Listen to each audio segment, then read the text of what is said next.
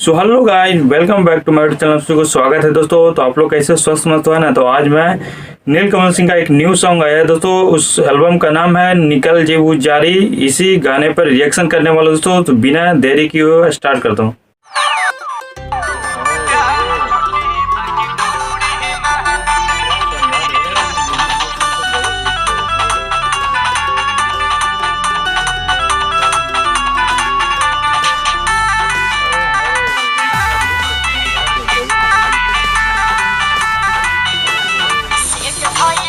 हमर छप कर देवता अभी सब पीछा करे छोड़ गए देवता पीछा करते कहां बानी सेट भइल डेट हमर छप कर देवता अभी सब पीछा करे छोड़ गए देवता भूल जाए कोड़ी ना भूल जाए कोड़ी ना काकोरी भला है काकोरी भला है काकोरी भले रिश्ता जोड़ी ना प्यार छुट्टी बाकी पूरी ना हाथ पहिरा तू जोड़ी ना प्यार छुट्टी बाकी पूरी ना पेट पाटा पेट बा खाली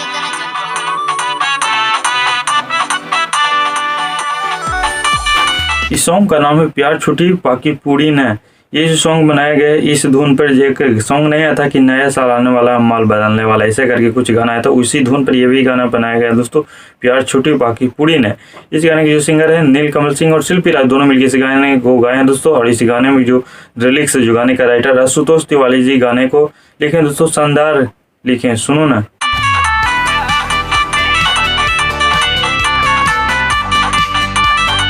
मजा उठौला कुआरे तब बड़ा भी प्यार आवाजाही तो लागल रही शादी हो खोता जवान मेरी हो बजा दे जानू चाहे उजाड़ जाई दुनिया बाकी छूटे ना दही मुनिया हो पापड़ चुप रहो काटली हो मोड़ी ना आगे काटली हो मोड़ी ना चुपचाप ओरी भला है ओरी भला है ओरी भला रिश्ता जोड़ी ना प्यार छुट्टी बाकी पूरी ना ओरा हाथ पहिरा तू जोड़ी ना प्यार छुट्टी बाकी पूरी ना काहे कानून लेखा काम कर रहे हो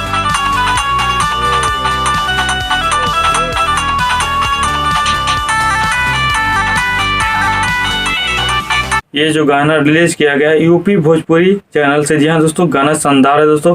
और इस गाने में जो म्यूजिक दी है जो कि शानदार और गजब। फिर अंशु सिंह का है दोस्तों, जो कि शानदार म्यूजिक डाला हुआ है, गजब। और इस गाने में जो एक्ट्रेस जो काम की हीरोइन, उनका नाम है सृष्टि उत्तराखंडी, जो कि शानदार परफॉर्मेंस दिखा है गाने में। देखो ना।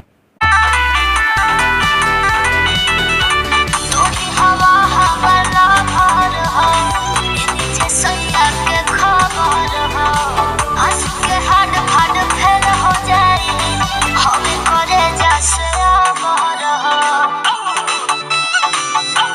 भगवा की ना बाजा बजाए माला होई अच्छा के नाम से हाला होई इज्जत ये बोड़ी ना इज्जत ये बोड़ी ना ओरी भला है ओरी भला है ओरी भला रिश्ता जोड़ी ना प्यार छुट्टी बाकी पूरी ना ओरा हाथ पहिरा तू जोड़ी ना प्यार छुट्टी बाकी पूरी ना प्यारा बाकी गाना कैसा लगा दोस्तों, और गाना अच्छा लगा तो मेरे वीडियो के डिस्क्रिप्शन में ओरिजिनल वीडियो की लिंक डाल दिए दोस्तों। वहां से क्लिक करके ओरिजिनल वीडियो देख सकते हैं दोस्तों। या तो यूपी भोजपुरी पर जाके चैनल पे वहां से भी ओरिजिनल वीडियो क्लिक करके देख सकते हैं दोस्तों। गाना शानदार है, एक बार तो ओरिजिनल वीडियो जाके जरूर सुनिएगा दोस्तों। बाकी मेरा वीडियो अच्छा लगा है तो मेरे भी चैनल को सब्सक्राइब कर दीजिएगा, लाइक कर देगा दोस्तों। थैंक यू सो मच दोस्तों।